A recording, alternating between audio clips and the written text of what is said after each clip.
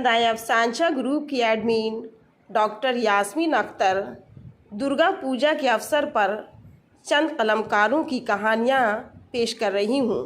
पहला अफसानचा मोहम्मद अली सिद्दीकी का है। अफसानचे का नाम है भीड़ का कहकहा। उसने तीर धनुष उठाया और नारों की गड़गड़ाहट में जलते हुए तीर से बुराई के उस पुतले पर निशाना लगाया जिसे उसके लोगों ने खुद बनाया था।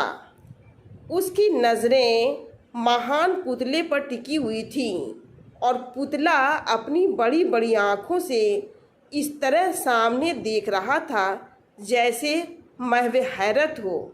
उसे रस्सियों से बांधकर इस तरह मैदान में खड़ा किया गया था जैसे किसी कैदी को राजा के दरबार में पेश किया जाता है।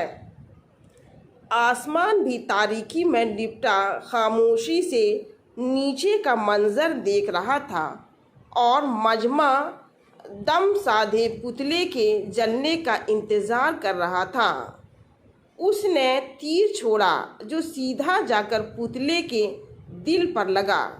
ये देखकर मजमा जय जयकार के नारों से गूंज उठा। नारों की इस गूंज में एक तरफ कागज़ का नकली पुतला जल रहा था और दूसरी तरफ भीड़ में असली पुतले कहकहे लगा रहे थे। दूसरा अफसानचा मंजूर वक़ार का है। अफसानचे का नाम है रावण नहीं मरता। रावण का पुतला धाएं धाएं जलने लगा तो 6 साला राजू अपने वालिद से पूछा, पापा पापा रावण को हर साल क्यों जलाया जाता है? क्या रावण एक बार जलाने से नहीं मरता? राजू के वालिद अजय शर्मा ने मासूम राजू के चेहरे पर नज़र डाली और कहा, बेटा अगर रावण एक बार जलाने से मर जाता तो हमारे मुल्क में कब का इंसाफ पसंद हुकूमत कायम हो गई होती।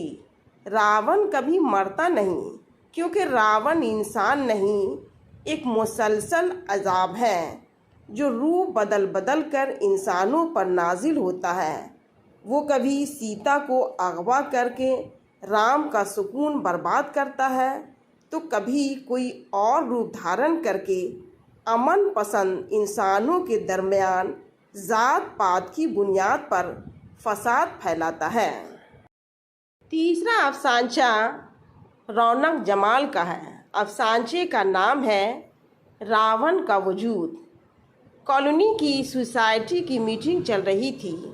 मसला था इस बार बनाए जाने वाले रावण की ऊंचाई कितनी रखी जाए। सोसाइटी के एक बुज़ुर्ग रवि शर्मा ने सबकी राय सुनने के बाद कहा, हम रावण को बुराई ख़त्म करने की नीयत से जलाकर मारते हैं, फिर हर साल बुराई की ऊंचाई बढ़ाने का क्या मतलब है? बल्कि बुराई को ख़त्म करने के लिए हर साल रावण की ऊंचाई को घटाना चाहिए। शर्मा जी, हम आपका और आपकी राय का एहतराम करते हैं, लेकिन इस तरह हम अगर रावण की ऊंचाई को कम करते रहें तो एक वक्त ऐसा भी आएगा कि हमें रावण बनाने की ज़रूरत ही नहीं रह जाएगी। तमाम बिम्रान ने एक ज़बान होकर कहा, सही कह रहे हैं आप लोग, मेरा मकसद भी यही है। शर्मा जी, इस तरह तो रावण का वजूद ही ख़त्म हो जाएगा, लेकिन क्या ऐसा करने से बुराई ख़त्म हो जाएगी? चौथा अफसानचा असगर शमीम का है। अफसानचे का नाम है रावण। शहर के बीचों बीच वाक़े उस तारीख़ी रामलीला मैदान में हर साल की तरह इस साल भी रावण का पुतला जलाया जा रहा था। हमेशा की तरह इस बार भी हज़ारों की तादाद में बच्चे, बूढ़े, मर्द, औरतें बुराई पर अच्छाई की जीत देखने के लिए इकट्ठा हुए थे। अब उन्हें इंतज़ार था तो सिर्फ मेहमान खुसूसी का, जो उस शहर के नामी ग्रामी आदमी थे। रावण का पुतला जलाने के लिए इस बार उस कमेटी ने उस शुभ काम के लिए उसका चुनाव इसलिए किया था कि वो बहुत पावरफुल और पैसे वाले थे। वैसे इस सच का बहुत लोगों को इल्म था कि वो कितने राम का कातिल भी है, मगर दौलत, शोहरत, ताकत और सियासत ने उसे उस रावण से भी ज़्यादा ताकतवर और घमंडी बना दिया था। अब रावण के जलने का वक्त आ चुका था। मेहमान खुसूसी भी अपने चेलों के साथ मैदान में आ चुके थे। रावण के जलने की पूरी तैयारियां हो चुकी थी। उसका काम सिर्फ इतना था कि कमान से एक जलता हुआ तीर 10 सिरों वाले रावण के पेट पर मारता और तीर लगने से रावण जलना शुरू हो जाता।